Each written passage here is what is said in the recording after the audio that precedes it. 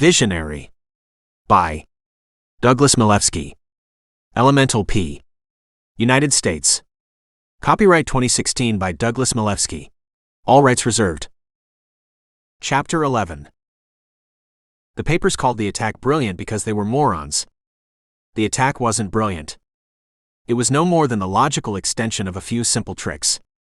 The attack only worked because nobody had ever put together such pieces. Once you ask the right questions, you start getting the right answers. After I got done being stunned, I found myself angry. Fiat Lux was making this miserable world more miserable, and I certainly wasn't going to stand for their amateur revolutionary zeal. I don't blame them for hating the communists and loving their own position, but I did hold them guilty for every indiscriminate murder. Anger burns down all the hesitation in your brain, clearing the way for you to write what you could never write before. Every bad idea ignited like fire in my hands, lit by the furnace of my anger. I now had an enemy for my inspector to vie against, empty of both principle and restraint. I produced ideas so quickly that Cymbeline had to follow me around with a stenopad. My villains went from petty people to revolutionaries. As I mopped the next day, I invented Mad Adams, Polycrass, and Two-Time Mickey. There was no thought involved. I simply created without hesitation, damn the consequences. After dinner, Cymbeline typed until she could type no more while I redlined and altered faster than she could type. We were a story-writing machine, mowing down our enemies. After the first of the new batch went to the Baroness, she wrote back, "You write like Ezekiel. Your words could stir the dead." I think that for the first time in my life I could let myself be unmitigatedly angry, and all that anger from all my days and all my frustrations came out in that firestorm of words. It took that anger to make me feel free, and now free, my imagination's boiler steamed at full speed. Whether it was my new verve that grabbed readers, or that I was the only writer on this timely topic, sales rocketed. The Baroness foresightfully slipped my inspector into her other boys' magazine, making me weekly. She also began reprinting the stories in her Sunday paper to good effect. By mid-June, we were at the front of the literary brat pack. At first, my fan mail had been a few boys writing to me excitedly to say how much they enjoyed my stories, drawing pictures of the inspector and the various wizards that he faced. After the Fiat Lux incident, that trickle of letters became a torrent. Boys all up and down the coast were now reading the magazines and excited by the ideas of hunting down wizards. Yet as the weeks passed, fewer and fewer drawings came in of the inspector, and more drawings came in of my fanciful wizards and their outrageous plans. They didn't care about the heroes, they cared about the villains. I also began getting letters from adults. I know this is stupid, me writing and all that, but this is a pretty good story.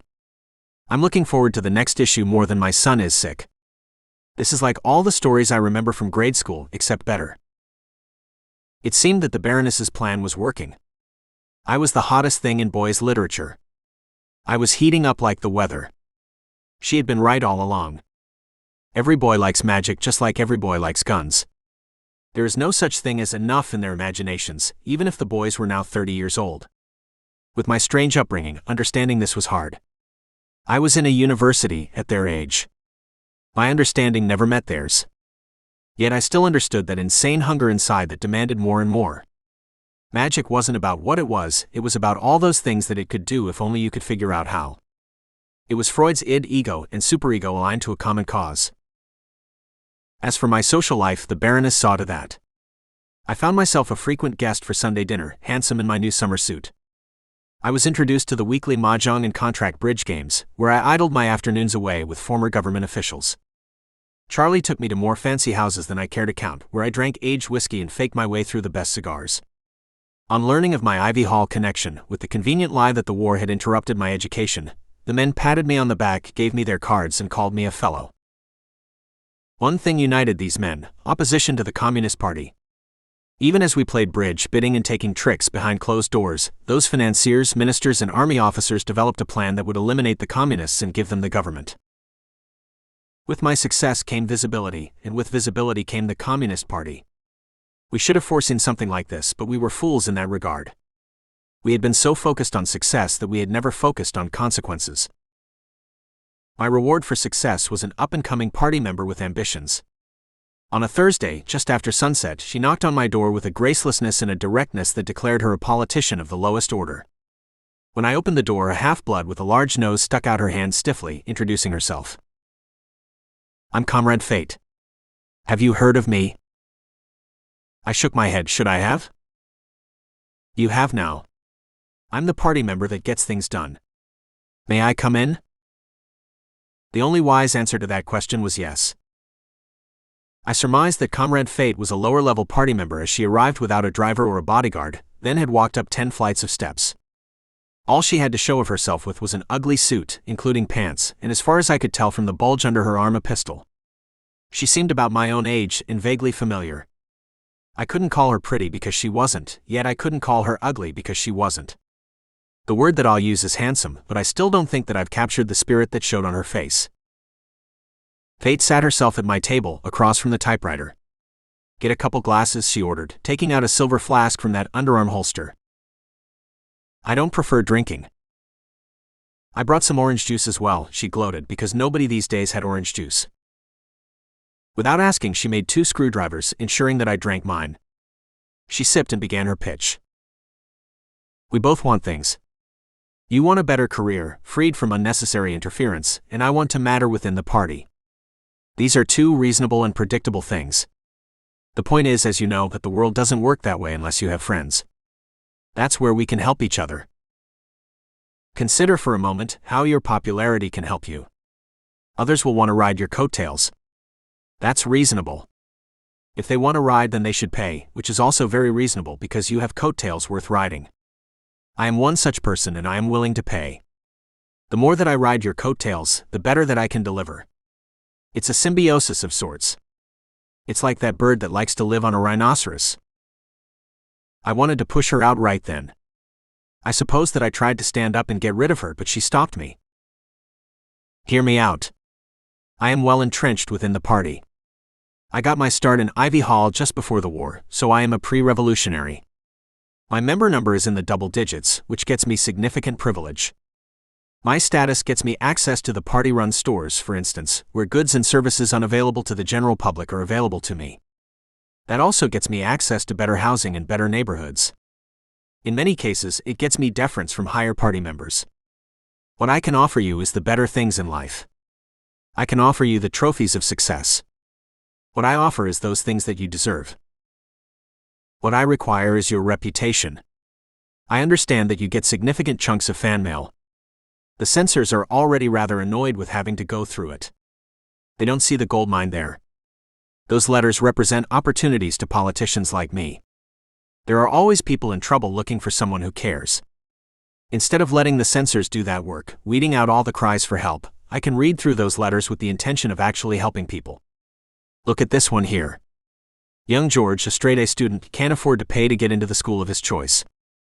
I can arrange that. Look here, Millie's mom needs an operation. I can get her bumped in line. These are people in need. I can help them. And what do I ask for these services? I only ask for your recognition. At the end of your pieces, you add in thanks to Comrade Fate for helping your readers. In this way I build my name. Comrade Fate's real name came to me in that second. I remembered her from Ivy Hall. She was a Shawnee Jew who caused no end of consternation to the university, but they hadn't been able to figure out what to do about her.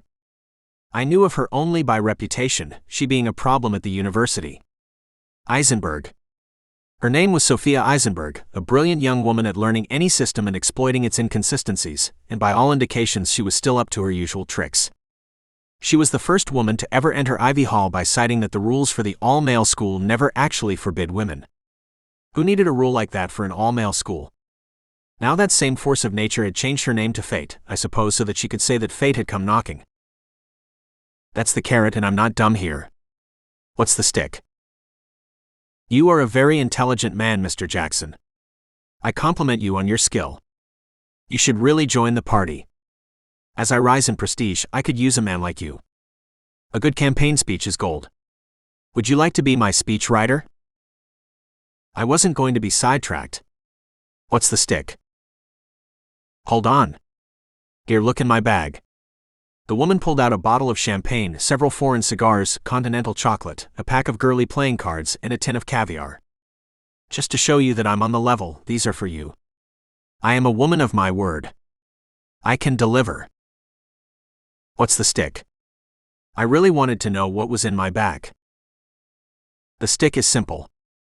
If I say so, the censors will ban whatever I want. That's it.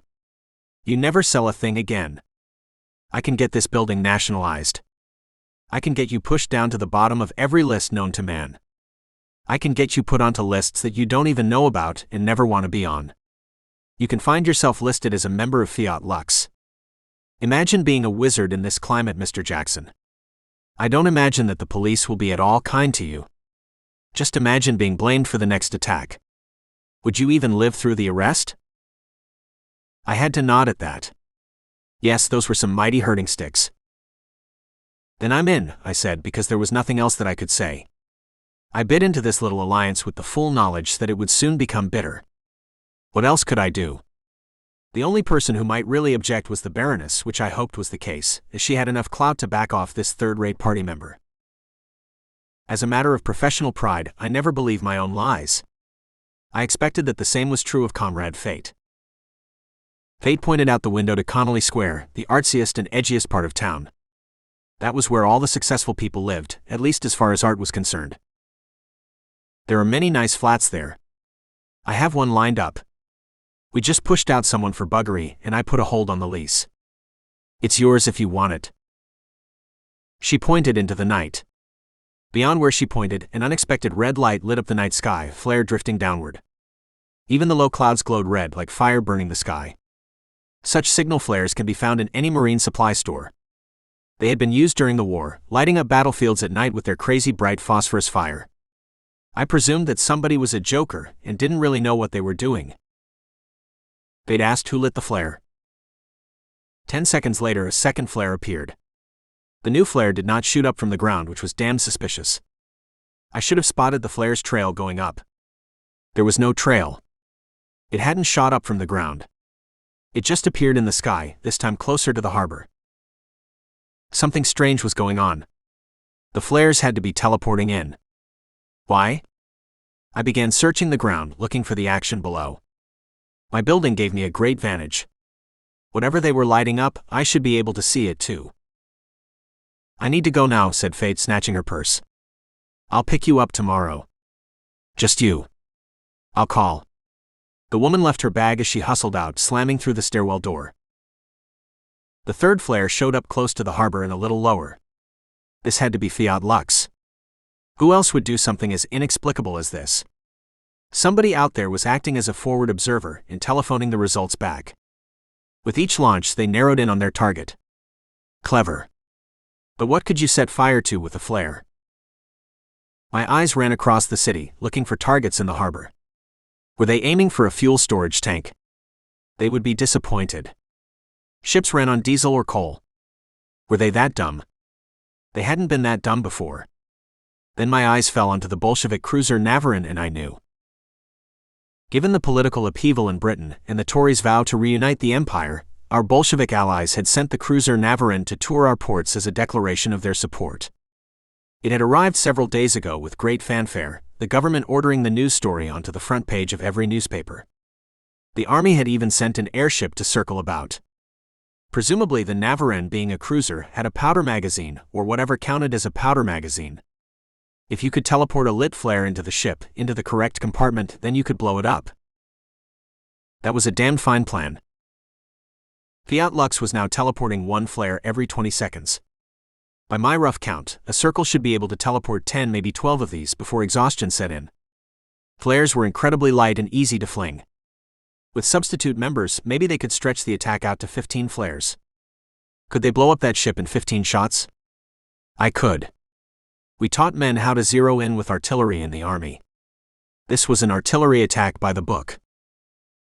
The next shot sent out a glow down near the water, just behind the Navarin.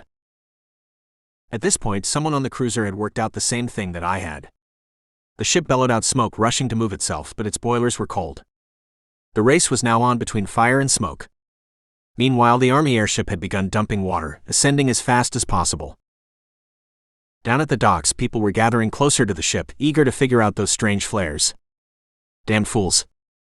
They were all damned fools. 2 attacks later, the Navarin lost the race. I wish that I could describe to you the unbelievable noise that erupted when that ship exploded. All these years later, I still fall short on words. There were no lights or warnings, no little things to hint that something was going to happen. No, the ship simply stopped existing.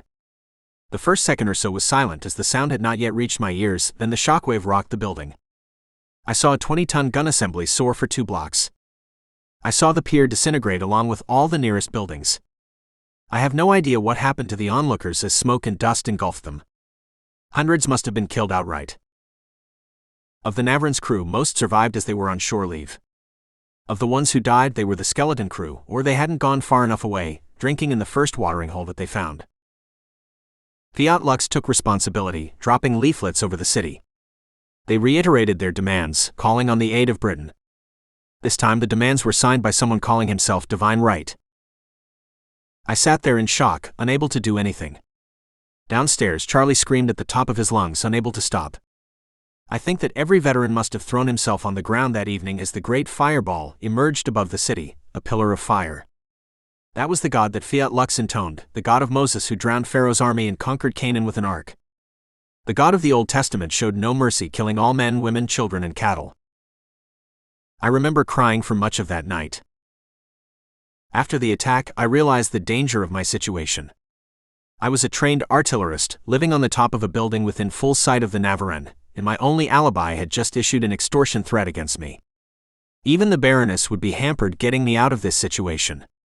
When you consider that my stories had all involved wizards and teleportation, my goose was cooked along with the rest of Christmas dinner. I don't recall sleeping that night. My seething burned like the fire along the port. By morning both of us were smoking, our fuel spent but not our passions. After breakfast I took a car ride with Comrade Fate. She took me to the wonderful townhouses off of Connolly Square. The shops there still had goods displayed in their windows and nary a line to be seen, the people there living very well indeed. Fate opened the door for me onto a second-floor flat. To my astonishment, the flat felt like home. The place felt like the flat that my grandmother and I had shared in Ivy Hall. I felt like I could settle into these rooms and make a whole new start. If I would open a textbook, I would settle immediately into studying. I could see myself sitting there before the hearth, writing out a paper on a winter's night. The fact that I was moving into someone else's furnished home didn't bother me a bit, which I think is damning of me. How was I going to explain this to the Baroness? What would Mel say? What of Cymbeline? I didn't know. I only knew what Dot would say. She would make me take it. I really want you to like it. Do you like it? Say you like it. Fate held out the key. I said no. You can call me a damned fool. Why not? What's wrong with it? This is for you. I'll take the deal but not the flat. I think that I'd get lost here. I've learned the hard way that I should keep what I can carry. Here I would forget that. And who would feed the beagle? No, I have to refuse the place but I can accept the food. It's not such a good deal that way. It's not a good deal anyway. I insist. Walking up all those stairs hurts my feet. There had to be a way out of this. How about I write here? I walk in and go home as I please. She thought about that for a few seconds, then sighed. That's strange but acceptable. Now I had to explain this predicament to everyone else. I talked to Joe as he drove me over to the Baroness. Joe had heard of Comrade Fate. By the sound of his voice, my predicament wasn't so much dangerous as aggravating. I can't break anybody's confidence, you know, but I can tell you what's what. People don't like their business getting around. Comrade Fate, she has a reputation. She bucks you. She bucks the party. She bucks everybody. But she never bucks anybody too far. She bucks you just enough to get what she wants, then she moves on. You strike a deal with her and she keeps it. She's what I call a muckety-muck. She's got enough oomph to take the wind out of you but not enough to see you dead in the street. But that don't mean that she's not trouble. Fate is trouble, if you know what I mean. She's always playing her own game even when she's playing yours. Nobody trusts her. She's the racehorse that likes running in the wrong direction. How can you bet on that? But when she runs in the right direction, you better get out of her way. Joe's summary of the situation unnerved me. He put his finger on that very thing that I did not like about Comrade Fate. I never knew when she would change games. Joe had a suggestion. Maybe you could say something stupid or something. I shook my head at that. It's clear that she knows the system. She knows who does what. She can bring the whole house of cards down. Like it or not, I'm going to have to play her game and hope that I can keep up. The Baroness took the news with some concern and a pot of tea. I had thought this endeavor safe, so I apologize. I should never have let her near you. As it stands, making her go away won't work, so we must work for appeasement. You should make the most of the opportunity. I understand that the square is quite the fashionable place to live. I've been there and have always had a marvelous time. The people are absolutely engaging and I have nothing but good to say about them. You get to be among your own artistic kind, Mr. Johnson. That thought frightened me. How long until such people discovered that I was a fraud? I'm staying where I am. Living in a penthouse is supposed to be fashionable these days.